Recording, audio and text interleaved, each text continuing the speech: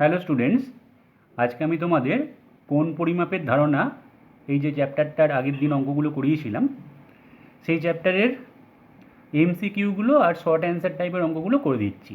তোমরা খুব মন দিয়ে অঙ্কগুলো দেখে নাও। প্রথম অঙ্কটা বলেছে, দেখো এমসিকিউর, একটি ঘড়ির মিনিটের কাঁটার প্রান্তবিন্দু 1 ঘন্টায় আবর্তন করে।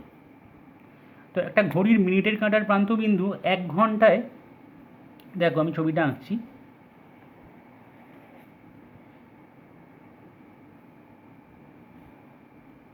ধরো মিনিটের কাঁটা, তাহলে 1 ঘন্টায় একটা ঘড়ির মিনিটের কাঁটা আবর্তন করবে পুরো একটা পাক, তাই না? 1 ঘন্টায় মিনিটের কাঁটাটা পুরো এক পাক আবর্তন করে। তাহলে এক পাক আবর্তন করা মানে কত ডিগ্রি অ্যাঙ্গেল আবর্তন করলো? 360 ডিগ্রি। তাহলে এখানে রেডিয়ান দিয়ে দিয়েছে, তাহলে 360 ইন্টু পাই/180, একদম সোজা। তার মানে এটা 2 পাই রেডিয়ান। ঠিক আছে, এটা হচ্ছে মিনিটের কাঁটা, 1 ঘন্টায় পুরো একটা পাক আবর্তন করে, বোঝা গেছে? কিন্তু যদি ঘন্টার কাঁটা বলতো তাহলে কিন্তু সেটা 1 ঘন্টায়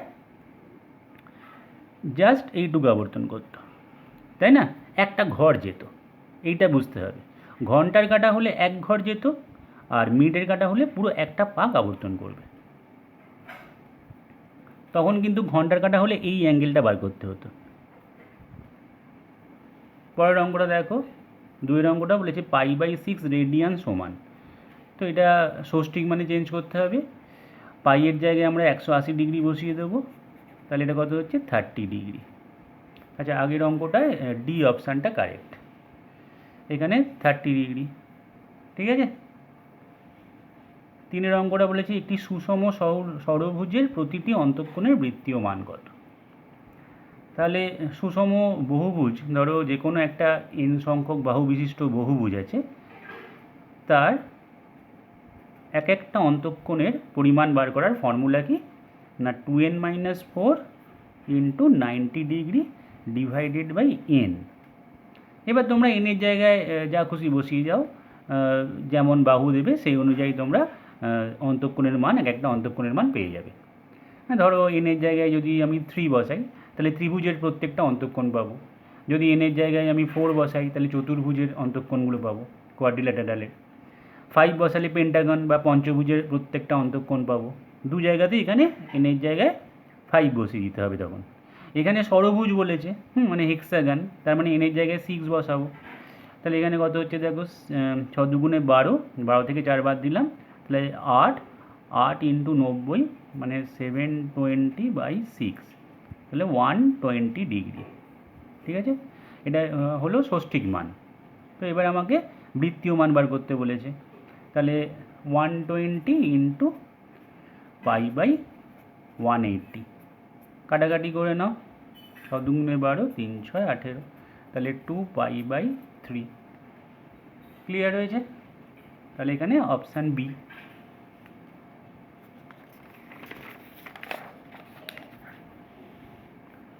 নেক্সট দেখো, অঙ্কটা হচ্ছে 4 নম্বর অঙ্ক, বলেছে a=r থিটা, এই সম্পর্কে থিটার পরিমাপ করা হয়। ঠিক আছে, তাহলে থিটার পরিমাপ করা হয় কোন পদ্ধতিতে? সেটা হচ্ছে বৃত্তীয় পদ্ধতিতে। প্রথমটা ষষ্ঠিক পদ্ধতি বলেছে, দ্বিতীয়টা হবে বৃত্তীয় পদ্ধতি। 5 অঙ্কটা দেখো, বলেছে এবিসিডি বৃত্তস্থ চতুর্ভুজের অ্যাঙ্গেলে 120 ডিগ্রি। ছবিটা আঁকা যাক, একটা বৃত্ত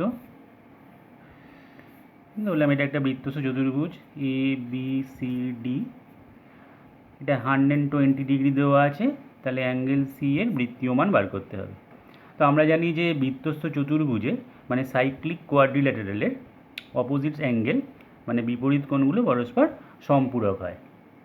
সম্পূরক হয় মানে বিপরীত কোণগুলোকে যদি আমরা যোগ করি তাহলে 180 ডিগ্রি হবে। তাহলে এখন অ্যাঙ্গেল সি আর অ্যাঙ্গেল এ অ্যাড করলে 180 হবে। তাহলে অ্যাঙ্গেল এটা বলে দিয়েছে 120, তাহলে অ্যাঙ্গেল সিটা মাস্ট বি 60 ডিগ্রি, তবে না 180 হবে।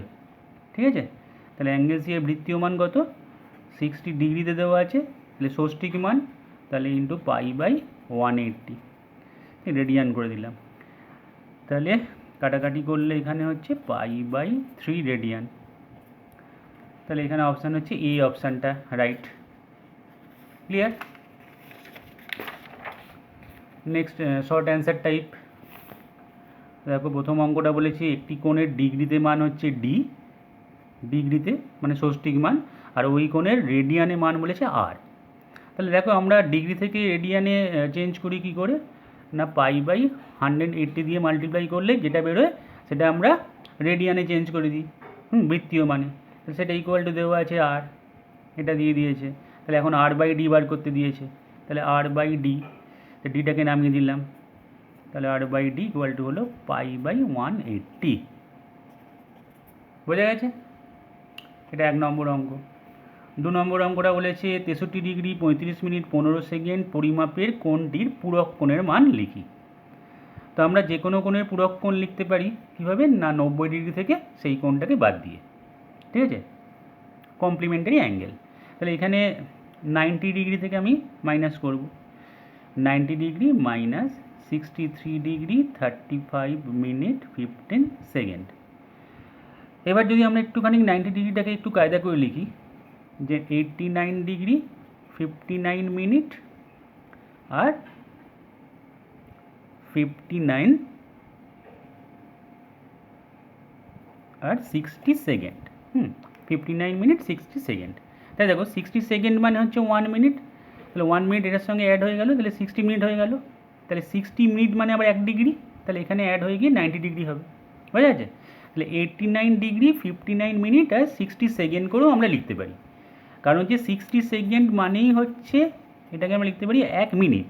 তাহলে এইটা 1 মিনিট আর এখানে 59 মিনিট যোগ হয়ে কত হচ্ছে, 60 মিনিট হচ্ছে, একটা ড্যাশ। তাহলে 60 মিনিট মানে আবার জানি 1 ডিগ্রি, তাহলে এইখানটা যেটা 1 ডিগ্রি হলো সেটা এখানে আমরা যদি অ্যাড করে দিই, তাহলে 89 + 1 90 ডিগ্রি। তাহলে 90 ডিগ্রিকে ভেঙে ভেঙে আমরা এইভাবে লিখতে পারি। তাহলে তার নিচে এটা লিখে দিই 63 ডিগ্রি 35 মিনিট আর 15 সেকেন্ড।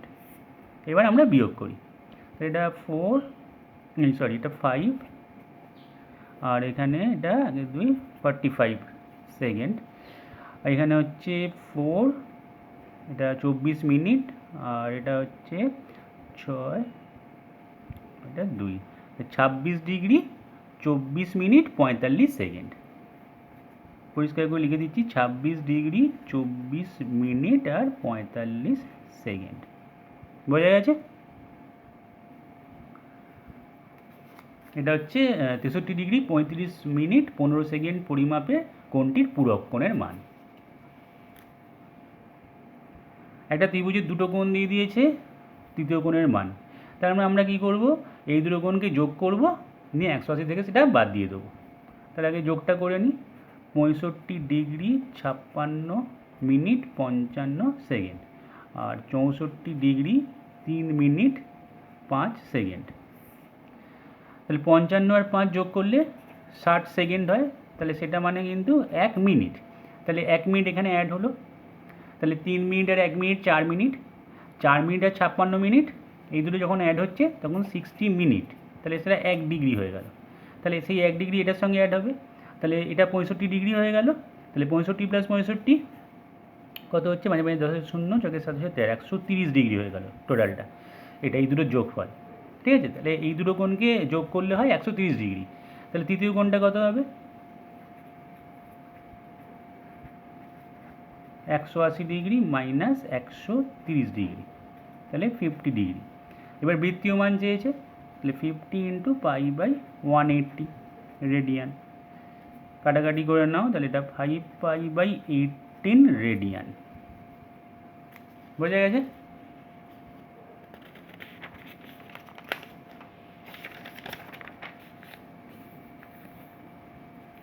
নেক্সট অঙ্কটা বলেছে 4 নম্বর, একটি বৃত্তের 220 সেন্টিমিটার দৈর্ঘ্যের বৃত্তচাপ কেন্দ্রে 63 ডিগ্রি পরিমাপের কোণ উৎপন্ন করলে বৃত্তের ব্যাসার্ধের দৈর্ঘ্য নির্ণয় করো। তো দেখো এই টাইপের অঙ্ক আগের ভিডিওতে আমি করিয়ে দিয়েছিলাম, এবারে একটা ফর্মুলা দিয়ে তোমাদের দেখিয়ে দিই, সেটা হচ্ছে S = r θ। খুব সহজে তোমরা এই ফর্মুলা দিয়ে এই ধরনের অঙ্ক করতে পারবে। কারণ দেখো এখানে এসটা কি, এস হচ্ছে যেটা বৃত্তচাপ দেওয়া থাকবে, বৃত্তচাপের দৈর্ঘ্য, ঠিক আছে, লেন্থ অফ দ্য আর্ক এটা। আর হচ্ছে ব্যাসার্ধ, রেডিয়াস, আর থিটা হচ্ছে সেন্টারে যে অ্যাঙ্গেলটা করছে সেই অ্যাঙ্গেলটা। থিটা হচ্ছে কেন্দ্রের কোণ। এবার শোনো, এখানে দেখো আর বার করতে দিয়েছে কারণ ব্যাসার্ধের দৈর্ঘ্য। তাহলে ফার্স্টে দেখো এস এর ভ্যালুটা আমি এখানে 220 সেন্টিমিটার দেখতে পাচ্ছি, 220 লিখলাম, ইকুয়াল টু আর জানি না। এবার থিটা যেটা লিখব সেটা কিন্তু আমরা রেডিয়ানে কনভার্ট করে লিখব। তাহলে জাস্ট 63 ডিগ্রিটাকে আমি 63 ইন্টু π/180 করে নেব। হ্যাঁ, এইটা করার পরে আমরা শুধু পাইয়ের জায়গায় 22/7 বসিয়ে দেবো। তাহলে সব অঙ্ক আমাদের হয়ে যাবে। যে কোনো অঙ্ক কী করব, দেখে নেব যে S equal to R theta formula, সেখানে কোনটা কোনটা কী দেওয়া আছে। যদি এস দেওয়া থাকে বসালাম, আর দেওয়া নেই আর রাখলাম। থিটার মানটা আমরা ফার্স্টে ডিগ্রিতে যদি দেওয়া থাকে তাহলে ডিগ্রি থেকে আমি বৃত্তীয় মানে চেঞ্জ করে নিলাম। চেঞ্জ করার পরে পাইয়ের জায়গায় 22/7 বসিয়ে দেবো। ব্যাস, তাহলেই আমাদের অঙ্ক শেষ। তাহলে এখানে আমাকে বার করতে হবে আর এর ভ্যালু। এবার দেখো কাটাকাটিও হয়ে যাবে, এখানে ওই 22/7 বসাই, তাহলে 220 equal to R into 63 into এই পাইয়ের জায়গায় 22/7 বসালাম ইন্টু 180। এবার কাটাকাটি 7 9 63, এটা 20, আর এখানে দেখো 22 আর এখানে 22, এটা 10। তাহলে 20-র সঙ্গে 10 গুণ করলে 200, তাহলে আর ইকুয়াল টু হলো 200 সেন্টিমিটার। তাহলে এটা খুব তাড়াতাড়ি আমরা এরকম ধরনের অঙ্ক করে ফেলতে পারবো। শুধু মনে রাখবো থিটাটাকে আমরা রেডিয়ানে মেজার করে নেবো, ঠিক আছে? করার পরে পাইয়ের জায়গায় কিন্তু 22/7 বসিয়ে দেবে। 5 অঙ্কটা দেখো, বলেছে একটি ঘড়ির কাঁটার প্রান্তবিন্দু 1 ঘন্টা আবর্তনে একটি ঘড়ির কাঁটার ঘন্টার কাঁটার, হ্যাঁ, একটি ঘড়ির ঘন্টার কাঁটার প্রান্তবিন্দু 1 ঘন্টা আবর্তনে যে পরিমাণ কোণ উৎপন্ন করে তার বৃত্তীয়। আচ্ছা, এই অঙ্কটাই একই টাইপের আমি আগে একটা ফার্স্টে করিয়েছিলাম, সেটা মিনিটের কাঁটা ছিল, এখানে ঘন্টার কাঁটা বলেছে। তো সেটাও তোমাদের বলে দিয়েছিলাম যে ঘন্টার কাঁটার ক্ষেত্রে কী হচ্ছে। দেখো